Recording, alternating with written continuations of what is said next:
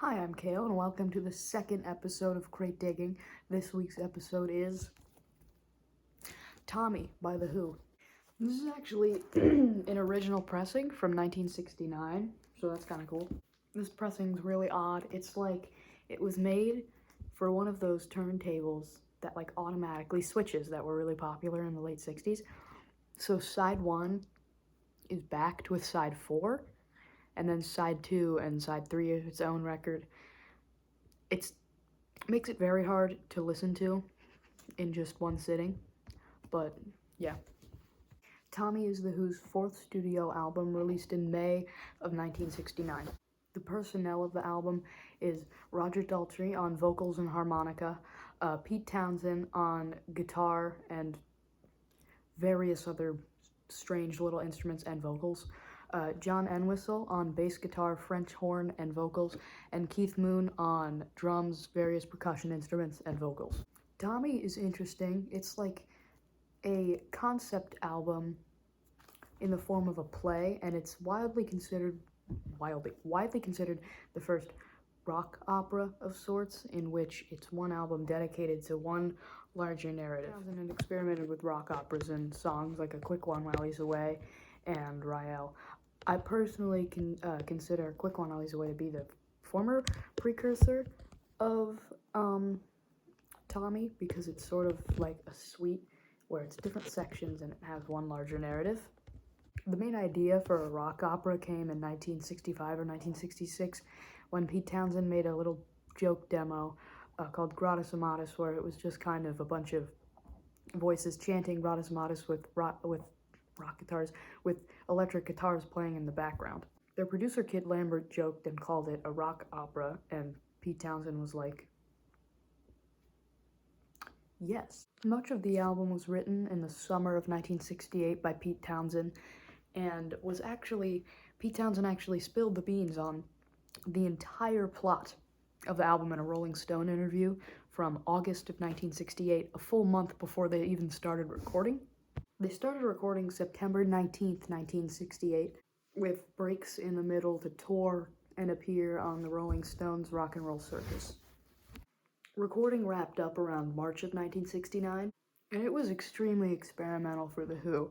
I mean, up to this point, asides from like the mini operas they did, they were pretty straightforward, like a British garage rock band. Pete Townshend is far too pretentious for garage rock. Pete Townshend wanted it to be more cinematic, since it was, gonna be essentially a play that you hear, so there's far more horns and like orchestral elements thrown into the mix than there are in previous albums. Before I get into the plot / track by track breakdown, I might as well just give you a vague summary of the story of Tommy. Because of this, he goes into sort of to deal with what he's witnessed, he decides to stop hearing, seeing, and speaking. Tommy goes through his fair share of traumas as a young child. He becomes a celebrity for playing pinball, starts a cult, and then gets taken over by his cult, and then goes back inside himself, where he becomes deaf, mute, and blind again. Well, let's just get into the track-by-track breakdown / plot. By the way, I'm going by the track ordering on this album, the original 1969 American pressing. So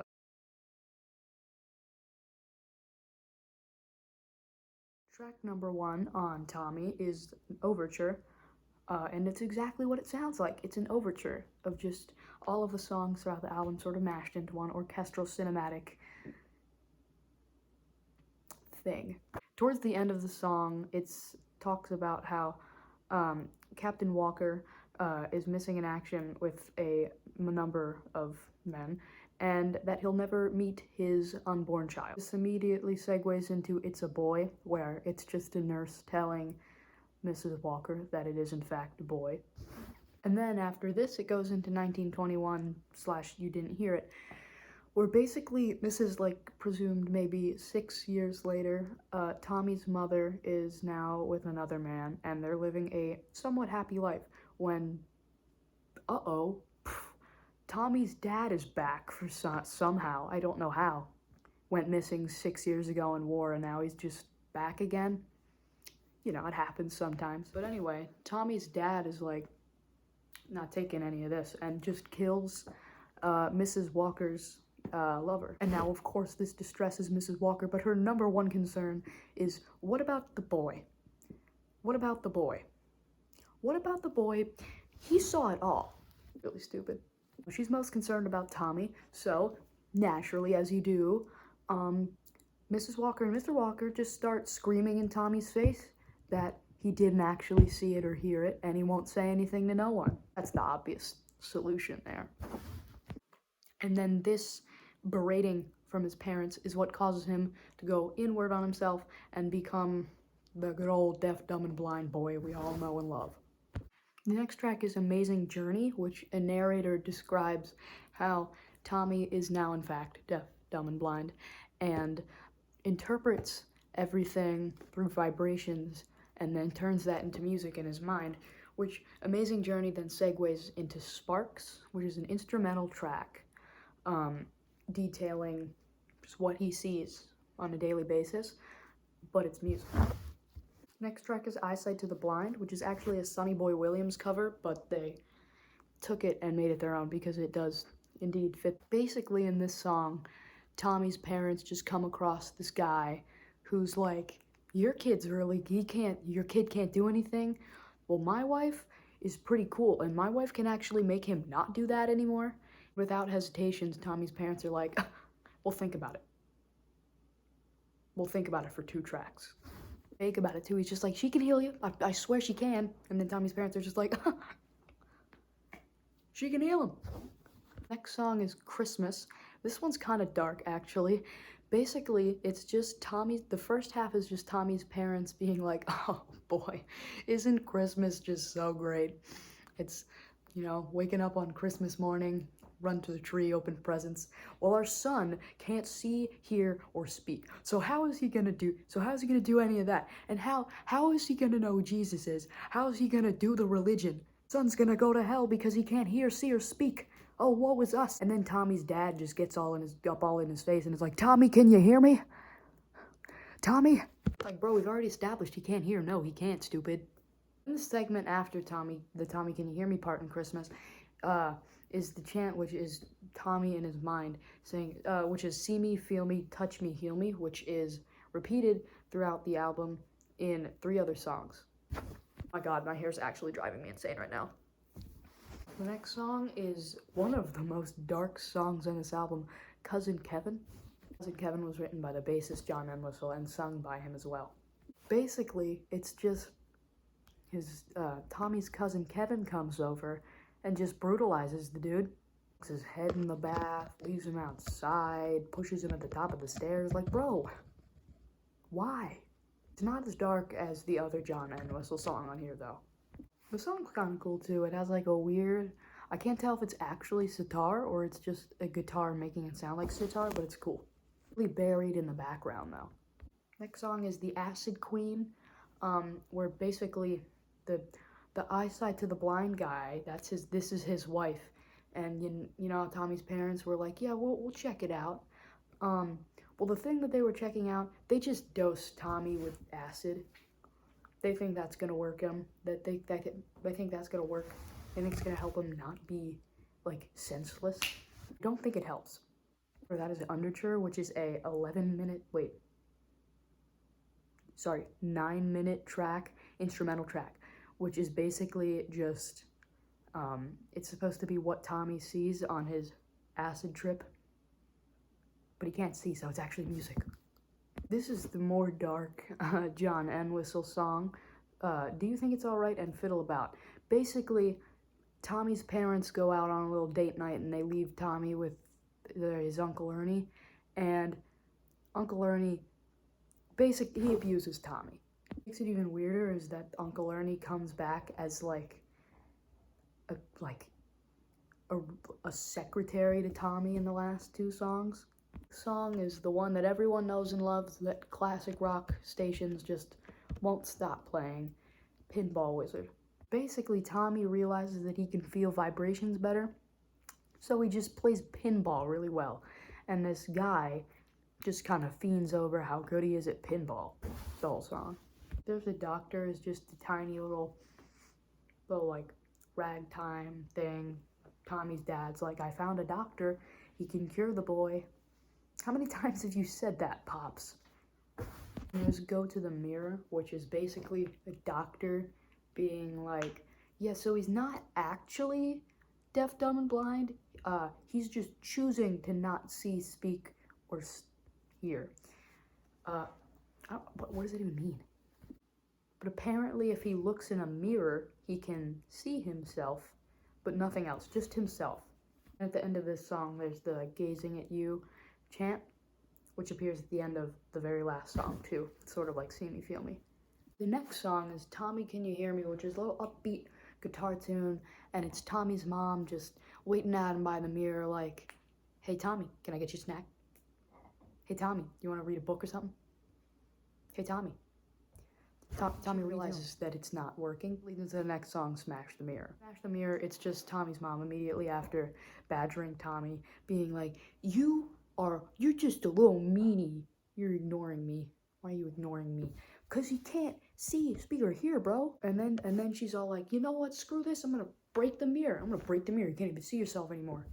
So Tommy's mom breaks the mirror, and now he's fine. He can see, speak, and hear, just like a normal person.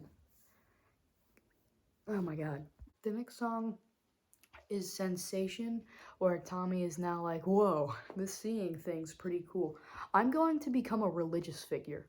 That's literally just the whole song. He's like, wow, I can't believe it.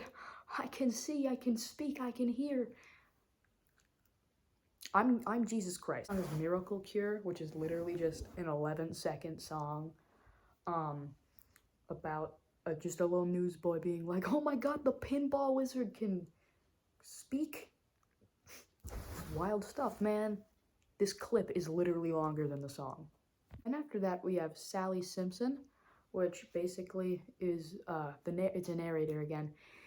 And the narrator's talking about this little girl who looks up to Tommy and really wants to go to one of his sermons, and her dad says no. So she goes in, just throws a family scrapbook on the fireplace, and then her mom comes in and is like, you know what, go to the sermon. So she goes to the sermon, and she's really nervous. She's sitting in the front row, and like really scared about what's gonna happen. And she sees Tommy come out on the stage, and she's like, I have a great idea. I'm gonna rush the stage and touch his face. So she goes up on stage, touches his face, and then security throws her off the stage, and she cuts her face open. That's basically the whole song. Next one is I'm Free, which is my least favorite song on the album. I'll get to that in a little bit. It's also one of the more popular ones on the album. It's basically Tommy, I sort of interpret it as one of Tommy's sermons. Like, he's like, I am finally free, and you can be that too if you follow me. Follow me now. Kind of a boring song. It's just Welcome. It's just a little slow song where Tommy now has a little house, and he's like, everybody come into this house. It's a new safe haven. Everybody can participate in this new religion. It's so nice. Oh, we're so happy and everything. Oh, you should come into this house. There's so many people. Oh my goodness. By Tommy's Holiday Camp. The song was actually written and sung by Keith Moon, which I'm pretty sure is like one of the only songs where that's a thing. It's Uncle Ernie, who's like, just like, you should come join this religion. It's so great, and it's also a holiday camp, scout camp, but somehow even more cultish. And last but not least is the epic that concludes it all. We're Not Gonna Take It. We're Not Gonna Take It starts with one of Tommy's sermons, and he's like, starts it like, you know, hyping everybody up like, hey, I'm Tommy, everybody loves me, yeah, that's great. But you can't do anything you loved anymore. He just does a complete 360, and all of a sudden it's like, actually, you know how I was talking about like this religion is about doing what you want? Actually, I was wrong. You can't drink, you can't smoke, you can't be normal, you can't do anything you want to do. You have to put on eye shades, put earplugs in, and fill your mouth and play pinball. And this starts some outcry in the crowd. They're not happy about this. So a second Uncle Ernie mention where Tommy says that he's gonna guide them to their pinball machines. Basically, the crowd straight up just French Revolutions him, Tommy. Just throws him off the stage. And now, grand finale, Tommy can't see, speak, or hear again. And the song ends with the see me, feel me chant, and then the gazing at you chant, and then that closes the album. Now I'm gonna go track by track, but talk about the tracks themselves and not the plot, like the instrumentation, songwriting, and stuff like that.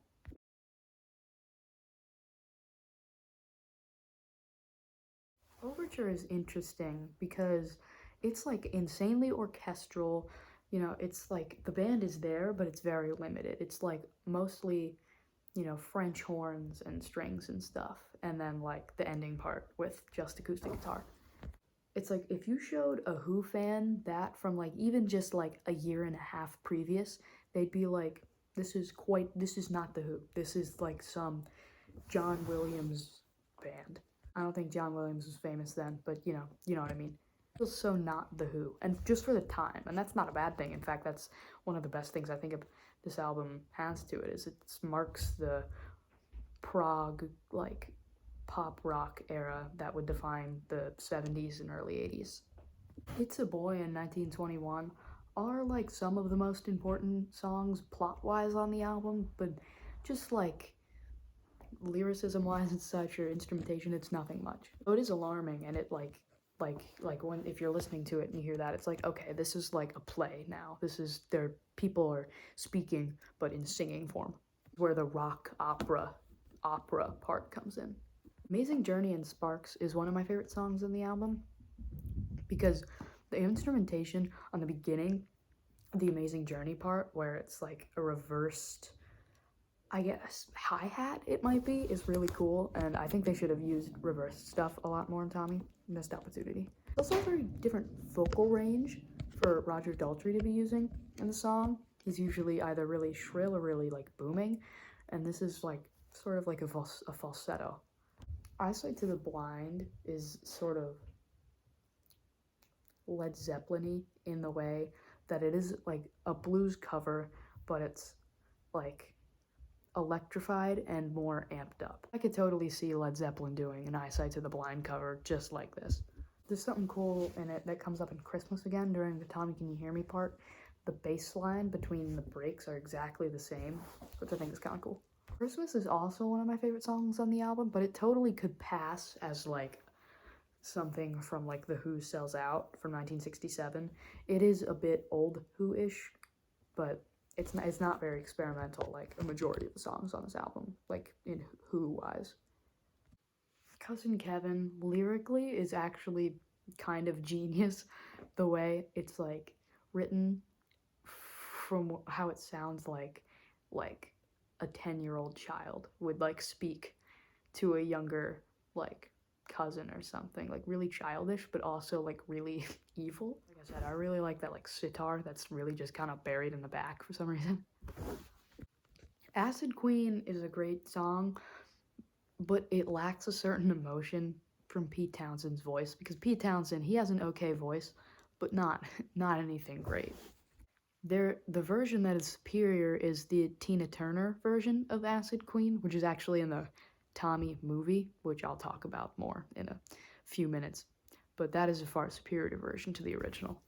That's editing, Kale, so I didn't talk about the Tommy movie at all, because I forgot. Basically, it's just a movie from 1975, but it's the plot of Tommy. And that's basically all you have to know. There's Elton John, Tina Turner, Jack Nicholson, other people as well. But yeah. Underture, surprisingly, is actually one of my favorites on the album, too. It's like a reprise of Sparks, but longer. And that's kind of all I have to say about it, but also, like, that's all I need to say about it. Do you think It's Alright and Fiddle About could have been left out of the album completely? It would be no different. Like, Cousin Kevin is the only, like, trauma song you need. Because 2 is just pushing it. Like, we get it. This guy was already, like dunked his head under the bath when he was at a young age and pushed down the stairs and pulled by his hair by his evil older cousin. But it's like, you know, no need for it. Just like dark for the sake of being dark. Edgelord's song of this album. Pinball Wizard is good, but it's also just very overplayed. Classic rock station and it's played every like 20 minutes. That seems like what it was written for. Like it was written to be the big single of the album. And if you're just an average radio listener not knowing the plot of Tommy, it just seems like a cheesy, corny song. And it kind of is even with the plot of Tommy, but it's like somehow even worse when you don't know the context. I don't know why I said even worse because it's not a bad song by any means. In fact, it's a great song in terms of classic rock radio, but it's not the best on the album. The Doctor and Go to the Mirror are also one of my favorite songs on the album. There's going to be a pattern in this series where I say that about at least 5 songs on each album. Go to the Mirror actually reminds me a lot of like early 80s, like just like what rock and roll was at that point. Springsteen E Street-esque. Seems like way more progressive from like the time it was released. Tommy Can You Hear Me isn't like a good song, really, even. It's not a bad song, it's just an earworm, because it's just that one thing repeated over and over again, and it gets stuck in your head. Smash the Mirror is kind of the same way. Like, it's almost funky without the loud booming bass. Surprising, because if there's one person that loves the loud booming bass, it's John Entwistle. You know, if I'm bored or like bored in class or something, I always find myself like humming Smash the Mirror for some reason. Sensation seems like it was a second attempt of doing Amazing Journey, but it feels worse. And there's like this weird like it's on the vocals where it seems like he just sung into a tuna can, and it's really annoying. I'm gonna talk about Miracle Cure because it's 11 seconds and there's nothing to talk about. Sally Simpson is interesting. The idea was shaped around a bill that The Who shared with The Doors in early 1968, where The Doors went up on stage. Jim Morrison did something, probably, because that's what he always does, and the crowd kind of went wild, and a bunch of people got punched. It was like a mosh pit, but proto. There's also this thing, and this could just be me, where it sounds like Roger Daltrey is doing like a Paul McCartney bluesman impression, like Paul McCartney did on like the White Album, going back in the USSR, and Why Don't We Do It in the Road. And it could be possible, as, you know, it was recorded in September of 1968, and the White Album came out in September of 1968, so it's possible. Oh my god, my cats are fighting. Yeah, I'm Free, like I said, it's one of my least favorites on the album. It's just kind of annoying. Weird, because it's always compared to Amazing Journey, and I can kind of see that, and I love Amazing Journey, but I really don't like I'm Free. Welcome is very underrated. Even I think that, like, to myself when I'm listening to it, and it's like, man, I always forget about this one. It's, oh my god, shut up. It's like, sorry, my cats are going wild. It's very operatic at times, especially like at the very like middle part where he goes, come into this house. Yes, this is a rock opera. Tommy's Holiday Camp. Oh my god, Tommy's Holiday Camp is wild, dude. It's like, and it's just so fitting that Keith Moon wrote and sang it. Good song. It's not a good song at all, but it's like, it's kind of catchy. It's like circus music. It's just Keith Moon talking about a camp over circus music. And then We're Not Gonna Take It, which is, it feels like a finale. I'm not like a massive We're Not Gonna Take It fan. I think it could have ended earlier. I mean, in a different way, not earlier. But I will give it to them that We're Not Gonna Take It feels like a finale. The one thing I don't like, and I know that it's probably the best way to do it, at the end during the Gazing at You part, I don't like that it fades out. I don't like that it fades out the album. It could have ended on like a large bang where they all like harmonize and then just it wraps up immediately. But like fading out, it makes it seem like there's more. Could have been the point, but I don't know. The thing I neglected to mention that it's kind of cool is that they played Tommy the album in its entirety in shows from like a week after it was released to like early 1970. They played it in full at Woodstock, Isle of Wight, and a lot of other concerts. Let's get to my thoughts. Tommy is my favorite Who album. I must say that. And given that, that would probably make me a fan of The Who's work in the 70s. And that is not true. I'm really only a fan of The Who from 1965 to 1971. I really am not a fan of anything after Who's Next. Like Quadrophenia, I really don't like Quadrophenia that much. It's just, it drags a little bit for me. I know Quadrophenia is probably more well written and fleshed out as a story than Tommy is, but that's why I kind of like Tommy more, is it's kind of charming, you know, how like not fleshed out it is. Quadrophenia is too obvious. That's the only way I can explain it. Yes, it is my favorite Who album and in my top 5 albums from 1969. Make that a video. Well, anyway, thanks for watching, and I'll see you guys next time. Bye.